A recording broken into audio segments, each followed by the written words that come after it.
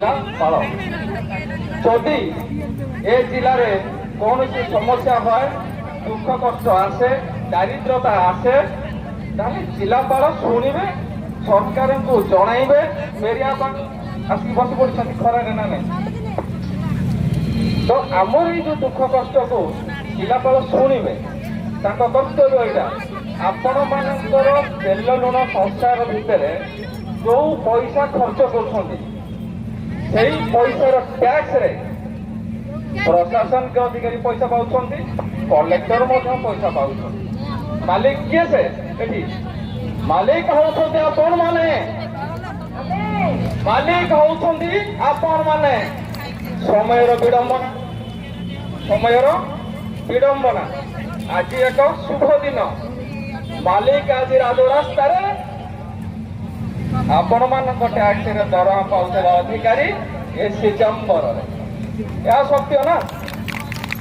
ଏଇଟା ମୁଁ କହୁନି, ଆମର ଆଦରଣୀୟ ମୁଖ୍ୟମନ୍ତ୍ରୀ କହିଛନ୍ତି। ଜନପ୍ରିୟ ମୁଖ୍ୟମନ୍ତ୍ରୀ କିଏ ସେ? କିଏ ସେ? ନବୀନ ମୁଖ୍ୟମନ୍ତ୍ରୀ ଆମର। ମତେ ଲାଗୁନି ମୁଖ୍ୟମନ୍ତ୍ରୀ।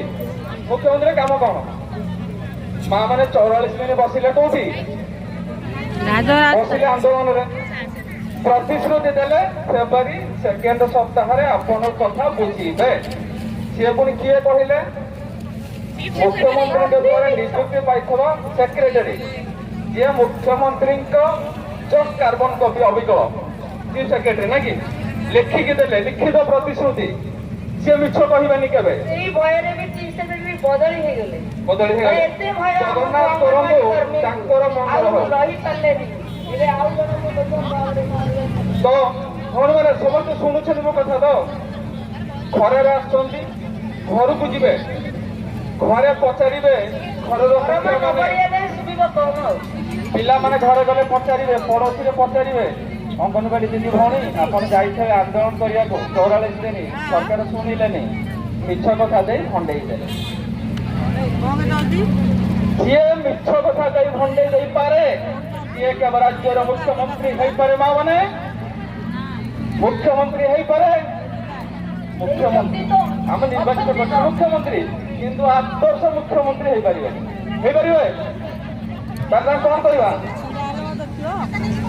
ଯିଏ ଠକି ଦେଇପାରେ, ଯିଏ ମିଛ କହି ମା ମାନଙ୍କୁ ଭଣ୍ଡେଇ ଦେଇପାରେ, ସେଇଭଳିଆ ମୁଖ୍ୟମନ୍ତ୍ରୀ ଆମର ଅହଭାଗ୍ୟ। ପୁଣି ଆଜି ଏକ ଶୁଭ ଦିନରେ ଆମକୁ ପୁଣି ଖରାରେ ବସିବାର ସୌଭାଗ୍ୟ ଅର୍ଜନ ହେଇଛି। ପୁଣି କୋଉଠି? ସ୍ୱୟଂ ଜିଲ୍ଲାପାଳଙ୍କ ଅଫିସ ସମ୍ମୁଖରେ। ଏହା ସତ୍ୟ ନା ମା ମାନେ? କଷ୍ଟ ହଉଛି ମନକୁ। ଏ ସରକାରକୁ ଚୟନ କରୁଛି କିଏ? ସେ ସରକାରକୁ ଚୟନ କରୁଛି କିଏ? ସେ ଏଇ ମା ମାନେ, ଭାଇ ମାନେ, ଏ ଓଡିଶାର ରାଜ୍ୟବାସୀ। ଆଉ କରିବ 44 ଦିନ କଥା ମନେ ପକେଇବ। ବୁଝିଲେ? ଆମେ ଯାହାକୁ ମୁଖିଆ କରି ବସଉଛେ କେତେ ବର୍ଷ ପାଇଁ? 5 ବର୍ଷ ପାଇଁ। ସିଏ ଆମର ସ୍ୱାସ୍ଥ୍ୟ କଥା ବୁଝିବେ, ଶିକ୍ଷା କଥା ବୁଝିବେ, ରାସ୍ତାଘାଟ କଥା ବୁଝିବେ।